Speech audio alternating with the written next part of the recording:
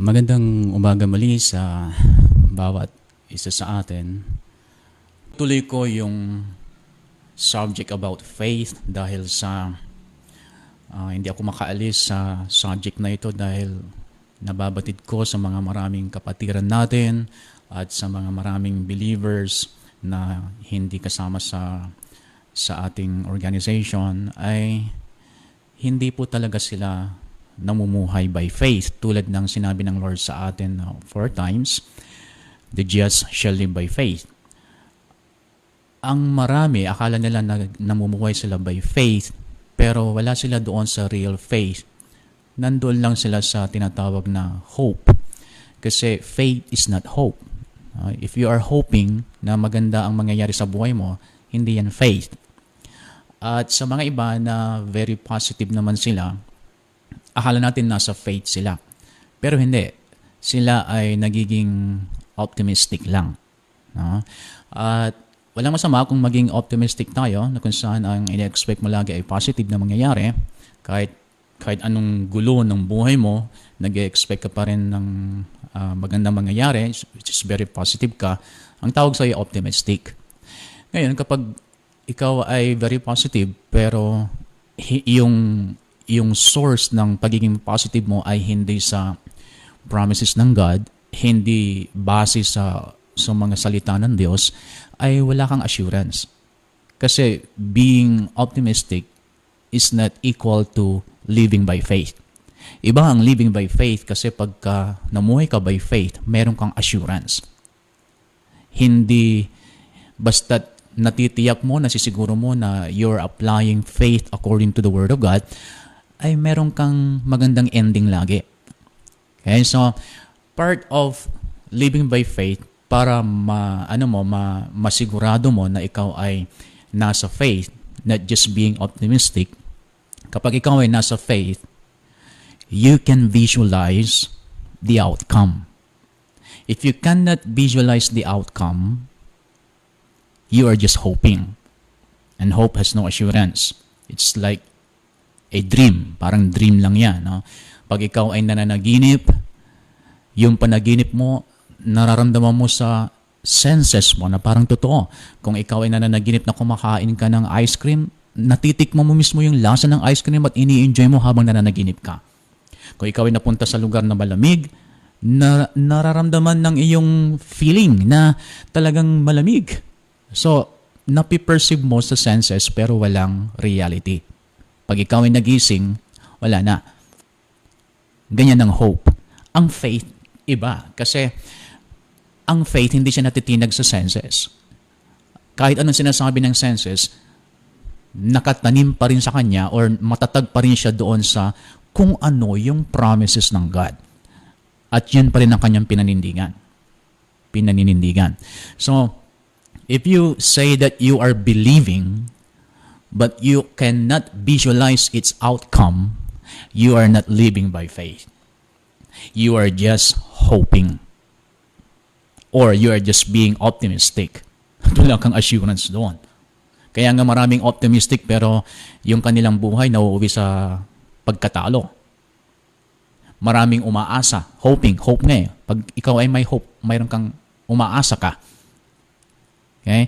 Kaya nga ang tawag sa mga taong hindi natupad yung kanilang hindi natupad yung ipinangako sa kanila, ang tawag nila sa mga taong yung paasa. Kasi pinapaasa mo lang siya. Walang assurance. Pinapaasa mo lang siya. Okay? So, hope is not belief. Or hope is not faith. Faith is different from hope. Iba yung sinasabi mong you are believing that it is yours sa you are hoping to be yours. To become yours. Magkaiba yun. And God is not pleased by you hoping for something to happen in your life. Something good is going to happen in your life. You are hoping for that. God is not pleased sa ganyang attitude. Ang Diyos, natutuwa siya, nalulugod siya if you are believing that He is able to do it for you. That's faith. At diyan natutuwa ang ating Diyos. Okay. So ito yung point number 1 ko. Kung mayroon kayong papel, ballpen, isulat mo ninyo, or cellphone ninyo ay ilagay nyo sa notes ninyo. Una, if you really believe that you have already received whatever you have prayed for, if you really believe you have already received whatever you have prayed for, then you could see its outcome in your imagination. Okay? Isipin niyo mabuti yun. Because if you cannot see the image in your mind, or the word image is the root word of imagination. So if you cannot see the clear image in your mind, whatever you have believed that you have received in your heart, if you cannot see the clear image in your mind, then hindi pa nabuo yung faith.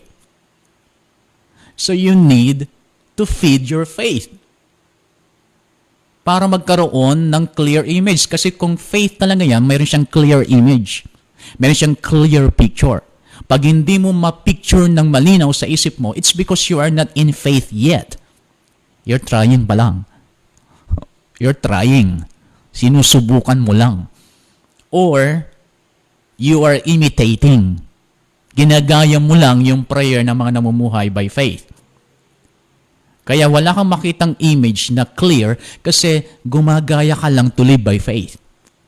Pero pag faith talaga yan, real faith, genuine faith, once na in-apply mo yan sa isang specific na bagay, then you can see a clear image in your mind.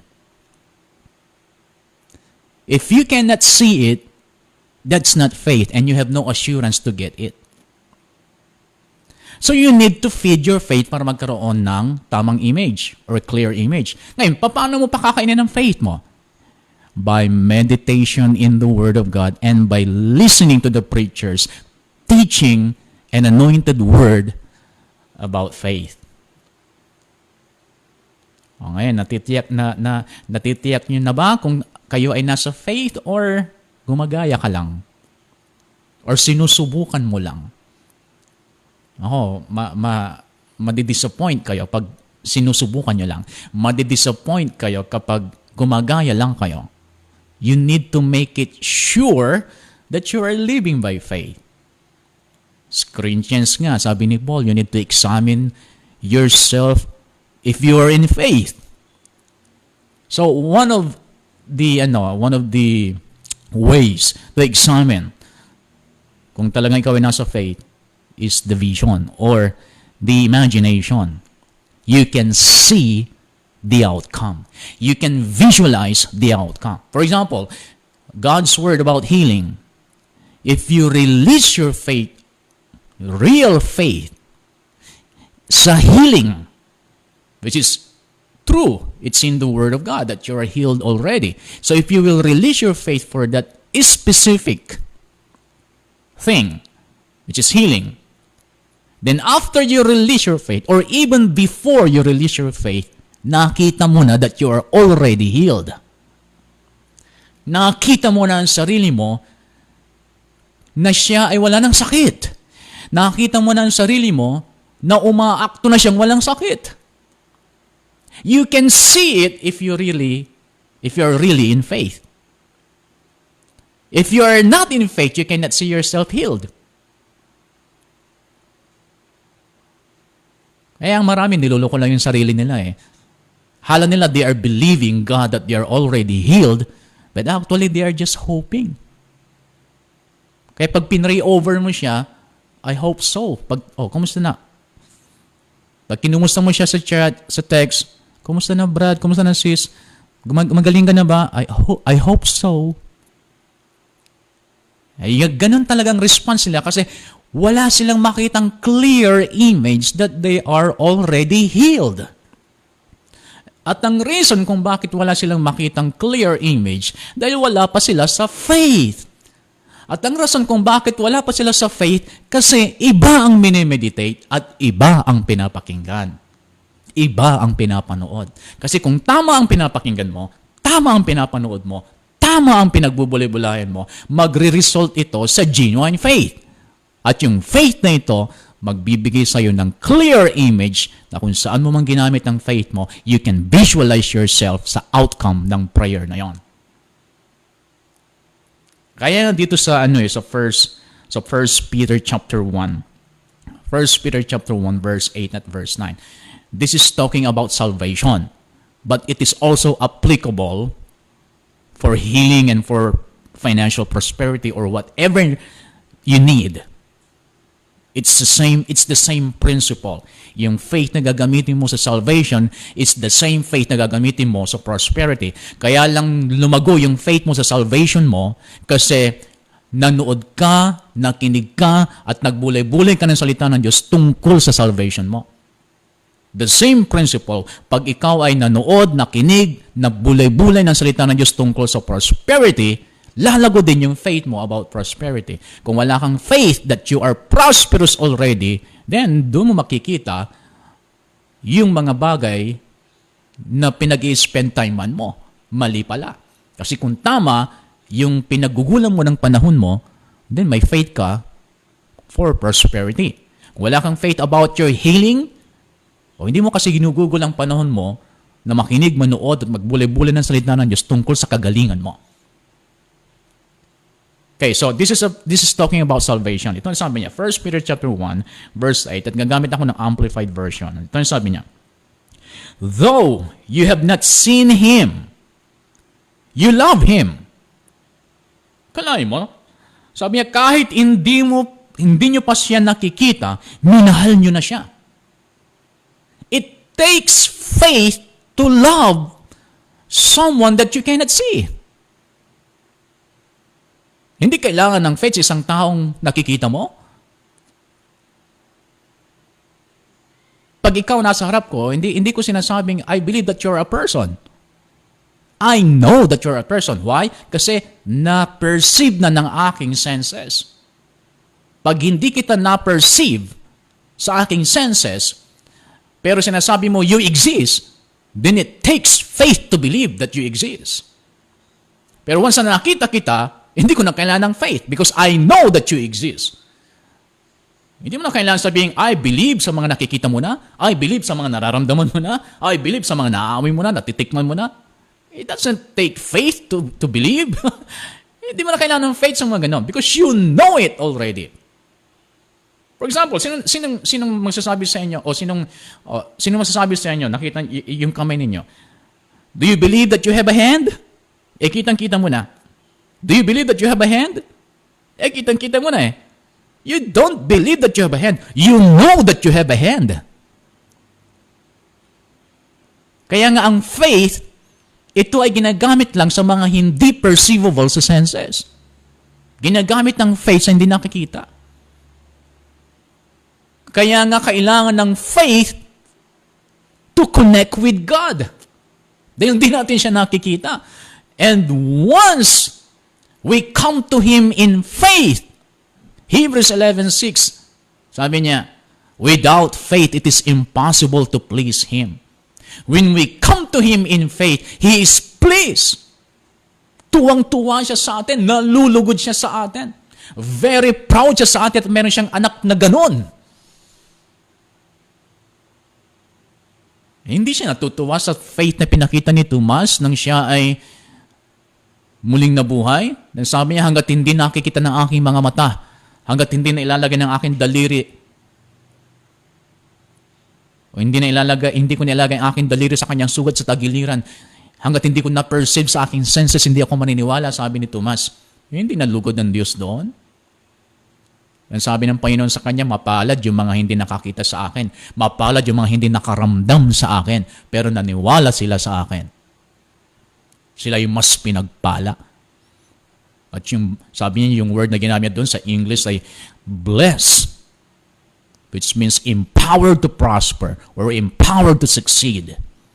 Kaya yung mga naniniwala sa akin, sabi niya, na kahit hindi nila ako nape-perceive by their senses, hindi nila ako nakikita, hindi nila ako naaamoy, hindi nila ako nararamdaman, and yet naniniwala sila sa akin. Sabi niya, these people are empowered to prosper. These people are empowered to succeed. O yan, makikita nyo ngayon ang dahilan kung bakit maraming hindi nagsasucceed. Malalaman nyo ngayon ang dahilan kung bakit maraming hindi nagpa-prosper. Why?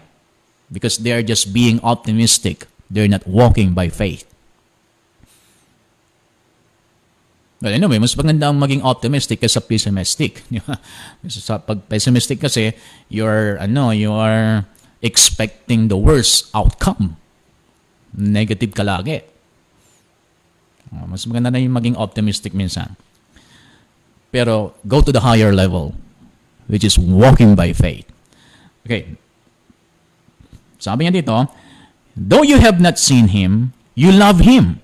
And though you do not even see Him now, you believe and trust Him. Ganun, no? You do not even see Him now, but you believe and trust Him. And then sabi niya sa verse 9, ganda nito, sabi niya, receiving as the result, or sa ibang translation, receiving as the end result. Receiving the end result from the beginning.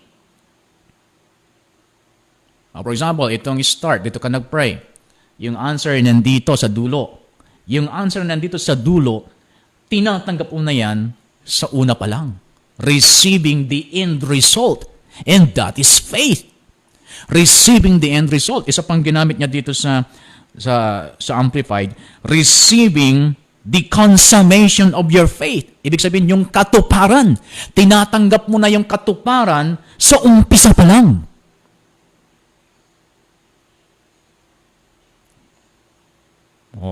Ganyan ang ating Diyos. Tinatapos niya ang isang bagay sa una pa lang. Babasa niyo sa Isaiah yan. Noon pa lang, bago pa lang mag-umpisa, tinapos na ng Diyos. Kaya everything ngayon sa Diyos is history. Sa atin, hindi pa nangyayari. Future pa lang. Pero sa Kanya, history na. So you need, kung ikaw ay nasa faith, you need to receive the end result when you pray. And then sabi niya, receiving the outcome. Pag sinabing outcome, yung kalalabasan, yung kahahantungan. Ano ba ang kalalabasan ng faith prayer? Yung petition prayer mo sa Lord. Ano ba talaga ang kahinatnan niyan? Siyempre, answered prayer. So, yung answered prayer na yan, sa una pa lang, yung outcome na yan, tinanggap mo na sa una pa lang. At dahil sa tinanggap mo sa una pa lang, then ibig sabihin, nakikita mo na ang kanyang kaganapan sa iyong imagination. Nakikita mo na ang clear image sa una pa lang.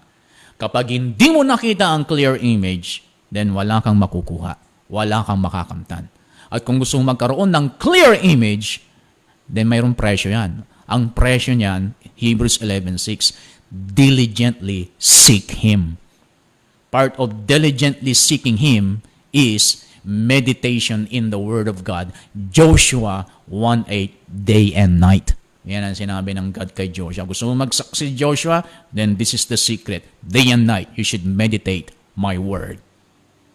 Kasi pag day and night you will meditate my Word, you can have a clear image. Dahil mayroon kang clear image, you can easily apply it. Kasi bago mo gawin, nakita mo na. Actually, sa ating mga believers, bago pa natin gawin, nakita na natin.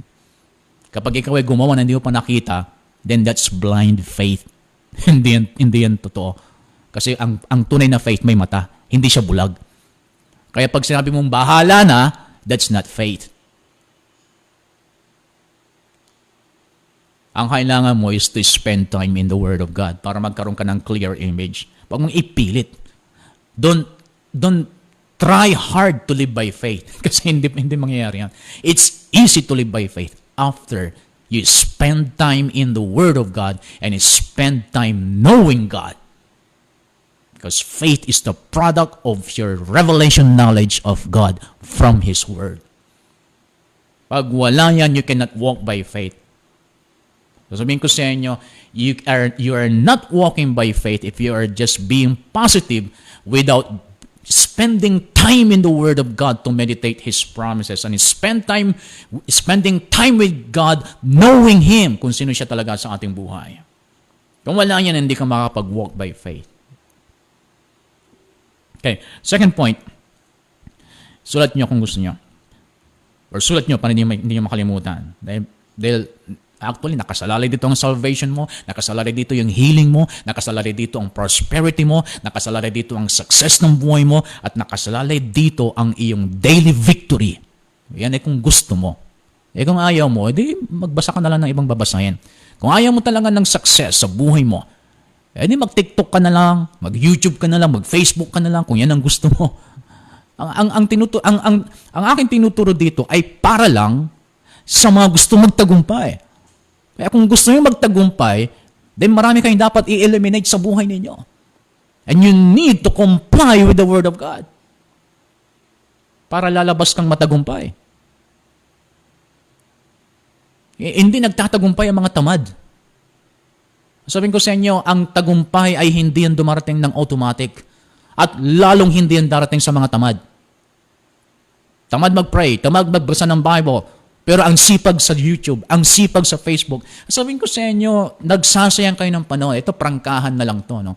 Nagsasayang kayo ng panahon. If you're consuming your time sa YouTube, Facebook, na walang kinalaman sa pag-develop ng faith ninyo, tumatanda kayong walang patutunguhan. Yan ay prangkahan na yan. Masakit man, pero tanggapin nyo dahil yan ay totoo. Kailangan nyo, pinapalipas nyo ang araw na walang nagawa sa araw na yan to develop your faith that will give you victory. Nakakapanghinayang. Maghapon magdamag, you can spend time sa Facebook na walang kwenta mga binabasa mo, and yet you cannot spend time meditating in the Word of God, and then you are expecting something good to happen in your life? No. You're fooling yourself. You are just fooling yourself. You're not in faith, you are in hope. And hope has no assurance. So, point number 2, if you can imagine it, you can have it in reality. If you can imagine it, you can have it in reality. Can you imagine yourself healed without sickness? Can you imagine yourself prosperous and successful in every area? Successful sa love life mo, successful sa marriage life mo, successful sa finances mo, successful sa business mo, successful ka sa lahat ng bagay. Can you imagine yourself in that situation? Because if you can see it in a clear image, don't fool yourself. Don't deceive yourself. Ano ba talaga ang nakikita mo sa sarili mo? Alam mo yan. And if you can imagine yourself doon sa mga sinabi ng Lord, if you can imagine yourself, ganito, para mas malinaw. If you can imagine yourself living in reality about Jeremiah 29:11. For I know the plans I have for you, declares the Lord. Plans to prosper you. Can you see yourself in that word? Plans to prosper you. Not to harm you. Plans to give you hope in a future. Nakikita mo ba ang bright future sa buhay mo? Or you're struggling? Meron kang ibang nakikita, puro negative ang nakikita mo. That's the result of your time being spent sa nonsense posts trending sa Facebook and YouTube. Kapag ang image sa isip mo is negative, that's the result of your time being spent sa nonsense trending sa YouTube, Facebook, IG, Twitter, social media. And people, na mga taong nakakausap mo sa bawat araw na hindi nag-i-impart ng Word of God sa iyo. Ang ini-impart nila, problema sa lipunan, problema sa gobyerno, problema sa mga government leaders. Kung yan lagi ang ini-impart nila sa'yo, that's the reason why you have no clear image of prosperity and success in your mind. Because you're feeding your heart and mind with negative things. And syempre, kung anong pinrogram mo, yan lang din ang iikot-ikot sa isip mo. So yan ang danger sa mga nag-spend time sa social media na walang kinalaman sa pag-develop ng faith nila. They cannot see success. They cannot see their family members being converted to Christ. They cannot see their job prospering, their business prospering. They cannot see their self healed. Nag-aalala lagi ka dahil ang nakikita sa kanilang sarili may sakit. Then that's the result of you not spending time in the Word of God. Not spending time meditating in the Word of God. So ito, ano mangyayari? Because if you're not spending time in the Word of God, so the image in your mind is negative, so ano mangyayari? You will become a problem to others. Imbis na ikaw ang nagbibigay ng counsel sa mga ibang tao, ikaw ang binibigyan ng counsel. Imbis na ikaw ang nagbibigay ng comfort sa iba, ikaw ang nangangailangan ng comfort. As a result of your time being spent in Facebook and YouTube and na walang kabuluhan. Sinayang mo yung panahon mo sa mga walang kwentang vlogger. Sinayang mo yung panahon mo sa mga chismosa sa social media. Sinayang mo ang panahon mo sa mga fake news, nagpapakalat ng fake news. Sinayang mo ang panahon mo dun sa mga rebelding nagpo-post against the government. Nakisaw-saw ka pa to become a rebellious. Hindi magtataka ka ngayon kung bakit walang magandang nangyayari sa buhay mo. Wala, siyempre, dahil iba ang pinakaya mo sa puso't isipan mo. Masakit, di ba? Pero tanggapin nyo na lang. So, ganito ang pagkakasabi ng Genesis 11:6. The importance of having a clear image. The importance of having the right imagination. Tandaan ninyo, ano man ang ini-imagine ninyo eventually mangyayari sa buhay ninyo, ano man ang ini-imagine ninyo eventually gagawin nyo sa buhay nyo, hindi mo gagawin isang bagay na hindi na-filter sa isip mo. Kaya nga minsan nagtataka ako bakit may mga tao gumawa ng isang bagay tapos sasabihin niya, ba't ko ginawa yun? Ginawa tapos inisip. Isipin muna bago mo gawin. And actually, yung mga iba, naging automatic nang gawin kasi noon pa na-filter na yan sa isip mo. Okay? So, Genesis 11:6. Sa Genesis 11:6, ito si Lord na nagsabi nito, hindi tao, si Lord. Matindi yung sinabi ng Lord dito about sa kakayahan ng tao when it comes to their imagination. Dahil ito'y tungkol sa Tower of Babel. Yung nagkaisa yung mga tao, kaisa sila na magpatayo ng tower, abot hanggang langit. Kalay mo, gagawa ka ng tower abot ng langit. Ito ancient times to. Wala pang technology dito. Pero yung imagination nila matindi. Ito ang sabi niya, no? And the Lord said, behold, the people is one, and they have all one language, and this they begin to do, and now nothing will be restrained from them which they have imagined to do. This is ancient times. Nag-isip ang mga tao gagawa ng tore mula lupa, abot hanggang langit. Yan ay na-imagine nilang gawin. Yan ay na-imagine nilang gawin. At dahil na-imagine nilang gawin, ang sabi ng Lord, walang makakapigil sa mga na-imagine nila. O si Lord nagsabi nito. Kaya gumawa ang Lord ng isang action na kung saan masisira yung imagination nila. Pinag-iba-iba ng Diyos ang kanilang language, kaya nung naiba ang language, naiba din yung image sa isip nila. Hindi na sila nagkaunawaan. Dahil sa iba na yung salita, iba ang nasa isip. Iba na ang imagination. At dahil nag-iba na ang imagination, then naisip nila, imposible na. Nang imposible na makagawa sila ng tore, abot hanggang langit, na-stop ang construction. Na-i-stop ang construction ng success sa buhay mo the moment na hindi mo na makita ang image nito sa sarili mo. Na-i-stop ang construction ng healing sa buhay mo once na-stop nang makita mo that you are healed already. Na-stop ang construction ng prosperity sa buhay mo the moment na hindi mo na nakikita that you are prosperous. Si Lord nagsabi nito, if you can imagine it, nothing will be restrained. Pag sinabing restrained, makakapigil. Pag sinabing nothing will be restrained from them because they can imagine it, ibig sabihin walang makakapigil sa mga kaya nilang isipin gawin. Ito, the best or the greatest obstacle of success in your life is how you think. The way you think, the way you see yourself. That's your greatest enemy. Not the devil, because the devil is already defeated. Christ has already defeated him.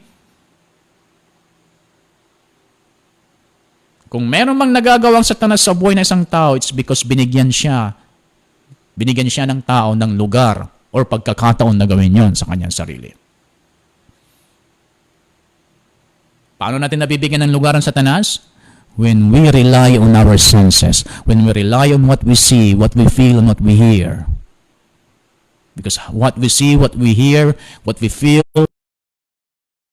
thinking, that's what we are imagining about ourselves. Okay? Another point is, faith sees the unseen. Faith sees the unseen.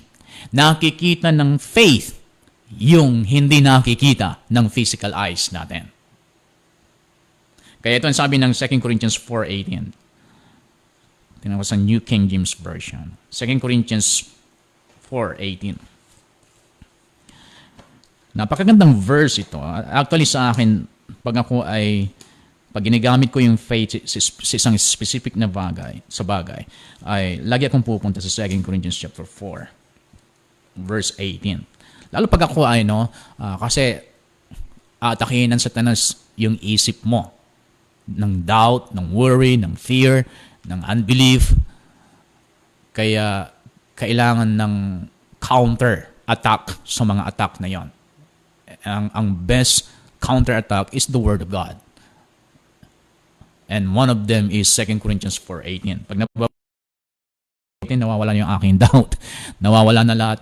Pag bumabalik ko sa 2 Corinthians 4:18, naniliit ang tingin ko kay Satanas. Wala siyang magagawa talaga kung hindi ko siya hayaan. Hindi niya magagawa sa akin buhay yung hindi ko hahayaan. Ang kanya magagawa sa akin yung mahayaan ko. Kaya once na nag-fail ako, na bumalik sa 2 Corinthians 4:18, then doon siya nagsasucceed sa buhay ko. Kaya kung babalikan ko yung buhay ko sa lahat ng mga failure sa aking buhay, ay dahil sa pagkukulang kong bumalik sa 2 Corinthians 4:18. May chance ang Satanas kapag hindi mo ito naunawaan sa buhay ng bawat isa sa atin. Okay, 2 Corinthians 4:18, sabi niya, while we do not look at the things which are sin. We do not look at the things we are sin. Or we see. Yung mga bagay na nakikita namin, sabi niya, hindi kami natitinag yan. Ibig sabihin, hindi kami naaapektuhan ng mga bagay na nakikita ng aming mga mata. Meron kaming ibang tinitignan. Pag sinabing meron kami ibang tinitignan, hindi yan sinabing meron siyang ibang mata, kundi sa kanyang isip. Tinitignan niya sa kanyang isip yung ng promises of God instead of yung magiging outcome ng negative na nangyayari kasalukuyan. Yan ang ibig sabihin ni Paul na we do not look at the things which are sin. Yung mga bagay na ito na napiperceive ng aking senses, temporary lang ito, sabi niya. Kaya kailangan akong tumingin sa isang bagay na hindi nakikita ng aking physical eyes, pero ito ay based sa Word of God. Kasi ang Word of God ay eternal, hindi ito temporary. Ang temporary, yung sitwasyong nangyayari. Pero ang promise ng God, that's eternal. Kaya doon ako tumitingin sa eternal promise of God. Yan ang ibig sabihin ni Paul. When it comes to my salvation, kailangan kong tumingin sa eternal promise of God.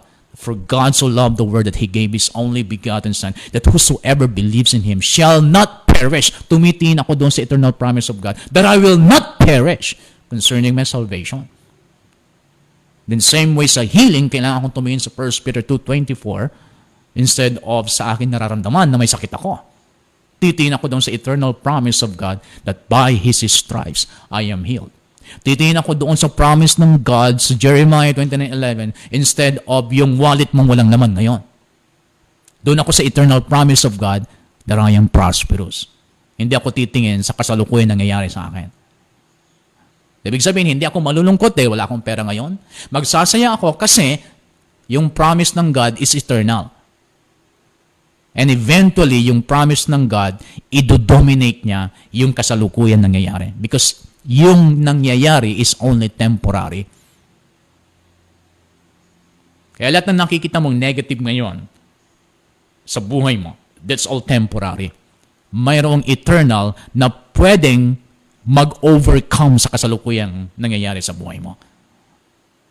Na hindi mo pa nakikita sa yung physical eyes. But you need to see it, you need to look at it in the eye of faith. Paano magagawin yan? Through your imagination. Kaya nga sa Bible, mababasa nyo, you need to renew your mind. Because if your mind is not renewed, ibang image ang nakikita mo. Kaya nga sa Proverbs, sabi niya, kung ano ang pagkakatingin mo sa sarili mo, yun ka. Napaka-importante na tama ang ating pag-iisip. Napaka-importante na tama ang ating iniisip. Kasi yun ang ating nakikita sa ating sarili. Hindi mo mai-expect na ang ibang tao respetuhin ka niya kung ikaw mismo walang respeto sa sarili mo. Hindi mo pwedeng i-expect na ang ibang tao mahalin ka niya kung sarili mo hindi mo mahal. Hindi mo kayang ayusin ang sarili mo, hindi mo kayang pahalagaan ang sarili mo, hindi mo mahal ang sarili mo. O paano mo i-expect na mahalin ka ng iba?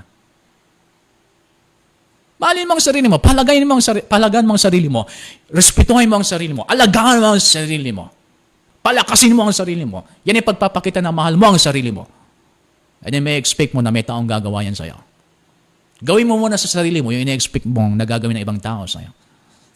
Pero kung ikaw ay balasubas, ikaw ay walang pakialam sa sarili mo, hindi mo dinidevelop ang sarili mo, hindi mo mahal ang sarili mo, paano ka re-respetuhin ng iba?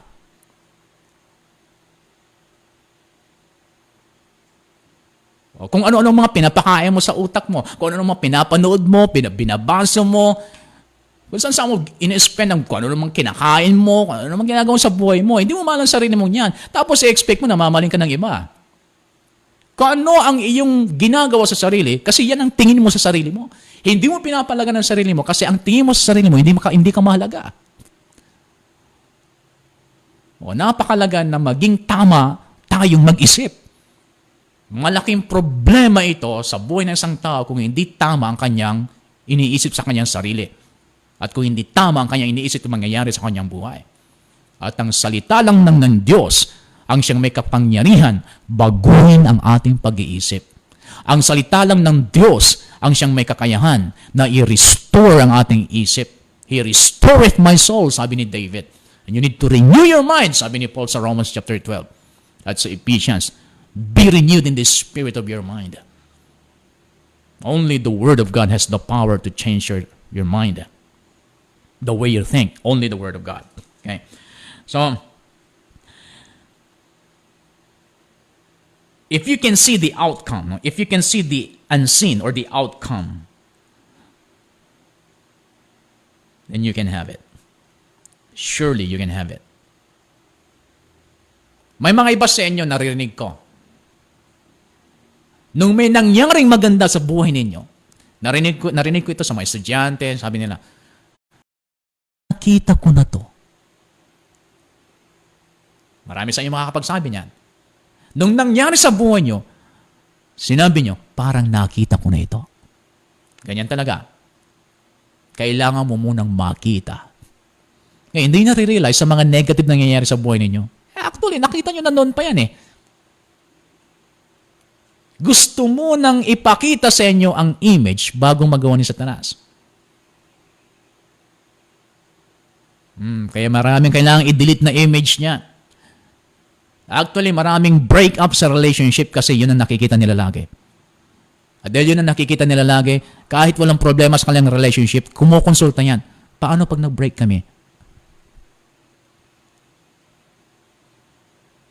What you see is what you get. Okay, next. Faith should not be moved or affected by the things perceived by the senses. Ito kasi ganito yan. Isa sa mga philosopher na gustong-gusto ko is si René Descartes. Si René Descartes, siya yung nagturo about the local doubts. Yung local doubts na sinasabi niya is you need to doubt your own sense experience. Yung naranasan ng yung 5 physical senses, you need to doubt them, sabi niya. Meron siyang tinawag na empirical belief. Sa mga estudyante ko sa philosophy, alam nila yan, na meron tayong tinatawag na empirical beliefs, yung mga belief na ating na-form through the 5 physical senses. Nalaman mo na masarap yung isang pagkain kasi natikman mo. Nalaman mo na malamig kasi naramdaman mo. Naramdaman mo na mabango yung pabango kasi naamoy mo. Nalaman mo na maingay kasi narinig mo. Nalaman mo na gwapo ako kasi nakita mo. Charot. So, anything na pinaniniwalaan mo through the 5 physical senses, ang tawag ni René Descartes doon is empirical beliefs. Itong problema, sabi niya, hindi ako pwedeng mag-rely sa aking senses kasi minsan tricky yung aking senses. For example, sabi niya, ang taas ng aking lagnat, mainit ako, pero bakit ang aking feeling malamig? Pag ako may lagnat, sabi niya, bakit yung pagkain na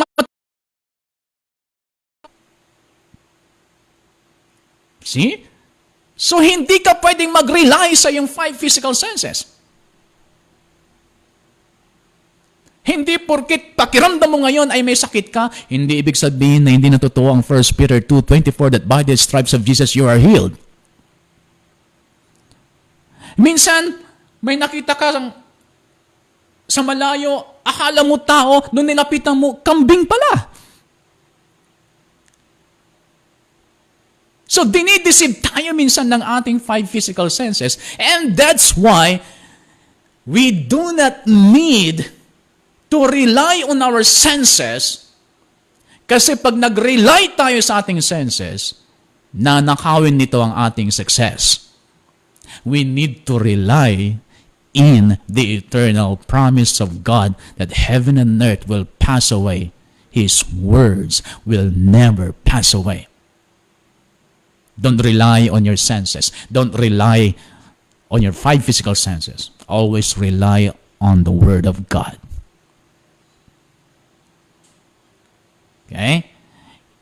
Hindi ibig sabihin na ikaw ay nawala kang pera ngayon. Hindi ibig sabihin na hindi ka makapagsaya. Magsasaya ka pa rin. Why? Because mayroong eternal promise of God that He is your provider. Okay, bibilisan ko. Lapit nang matapos. What you cannot see is more real than what you can see. Importante yun. What you can see, whatever you can see, merong mas totoo sa mga bagay na ito. It's the thing that you cannot see. For example, God, the Creator, we cannot see Him, but He is more real than the creation we can see. Bakit? Kasi kung walang Creator, walang creation. That's why if you cannot see, right now, if you cannot see your financial prosperity, ang nakikita mo is poverty. And then balansin mo. Yung hindi mo nakikitang financial prosperity na sinabi ng Word of God is more real than the poverty you're experiencing right now. O, saan ka ngayon? So, poverty na nararamdaman mo ngayon? Or the financial prosperity that you cannot see it yet? Word or what's happening to you temporarily.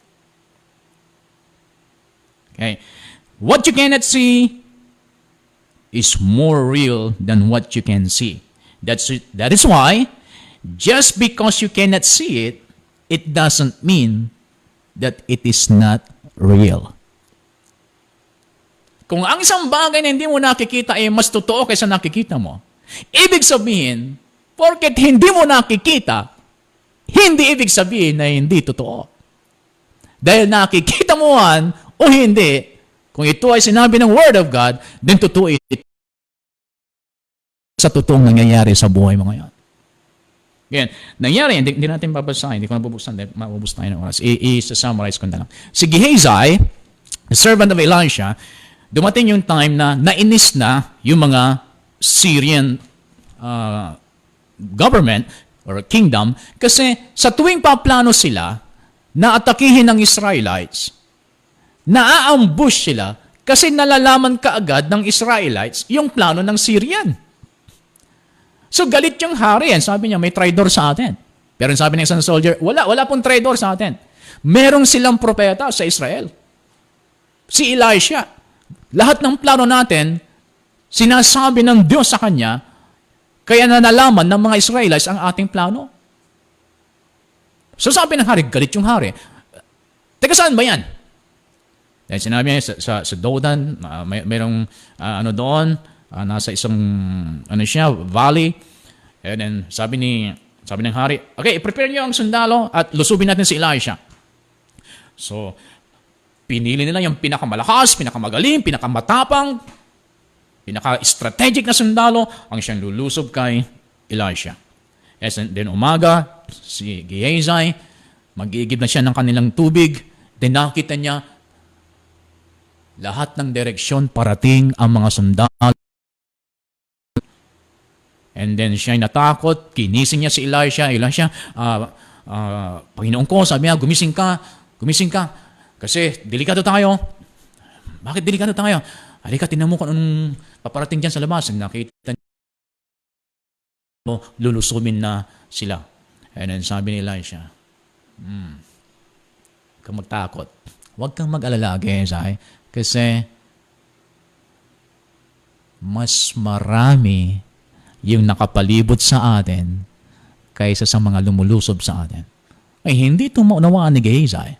Bakit? Kasi si Gehazi, siya ay dumidepende sa nakikita ng physical na mata. Si Elisha, dumidepende siya sa sinasabi ng salita ng Diyos.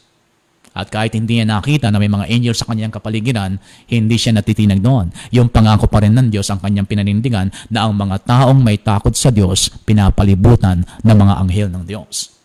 Dumidepende siya doon sa sinabi ng Diyos. Hindi doon sa nakikita niya physically. Pero si Gehazi, hindi siya makapaniwala, iba ang image na nakikita niya sa kanyang isip, kaya natatakot siya, nag-aalala siya. Hindi niya manawaan. Hindi niya manawaan si Elisha. Kagaya sa inyo, hindi kayo manawaan ng mga iba kung kayo ay namumuhay by faith. Kasi meron kayong nakikita na hindi nila nakikita. Sila nakikita nila yung mga nangyayari sa kasalukuyan, kaya natatakot sila. Nag-aalala sila. Nagdududa sila. Diba? Then, sabi ni Elisha, Panginoon, buksan niyo ang kanyang mga mata. Ayun, ang binuksan ng nakita ni Gehazi na mas maraming mga chariots of fire, angels na nakapalibot sa kanila, mas marami pa kaysa sa mga lumulusob sa kanila. Ngayon, hindi porke hindi nakita ni Gehazi na may mga chariots of fire na nakapalibot sa kanila, hindi porket hindi niya nakita, hindi ibig sabihin na hindi sila totoo. Kagaya ngayon, hindi porket hindi mo nakikita na may mga angels of God na nakapalibot sa iyo, hindi ibig sabihin na hindi sila totoo. Nung binuksan ng Diyos ang mata ni Gehazi, nakita lang ni Gehazi yung mga dati nang nandoon.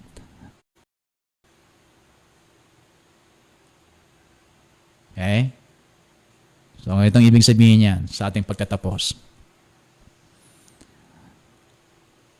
Nandyan na lagi ang healing. Nandyan na lagi yung kagalingan mo. Hindi porket hindi mo nararanasan na hindi na totoo. Nandyan lagi yan. What you need is faith para yung nandyan na kagalingan, na nandyan lagi, na hindi mo nakikita, sa iyong mga katawan. Ang financial prosperity, Hindi porket hindi mo nakikita, hindi na totoo. Ang financial prosperity, nandyan lang lagi yan. And what you need is faith in God's promise para mag-manifest sa buhay mo yung financial prosperity na yan. Yung success mo sa lahat ng bahagi ng buhay mo, including your business, sa school, sa studies mo, lahat ng area ng buhay mo, yung success sa mga bagay na yan, nandyan lang lagi. At hindi yung nakikita, pero hindi ibig sabihin na hindi sila totoo dahil hindi yung nakikita. Nandyan lang sila lagi. And when you choose to believe God just like Elisha, then you will experience its reality in this physical world, what you cannot see sa spiritual world. Tayo natin manalangin. Maraming Diyos, salamat po sapagkat tinuturuan po ninyo kami kung paano mamuhay by faith. Tunay nga na ang tunay na faith in line sa inyo pong salita is we can visualize the outcome. We can visualize the outcome of prosperity, healing, success in our life kapag kami nag-spend time sa inyo pong salita. We bless you, Lord, in Jesus' name. Amen.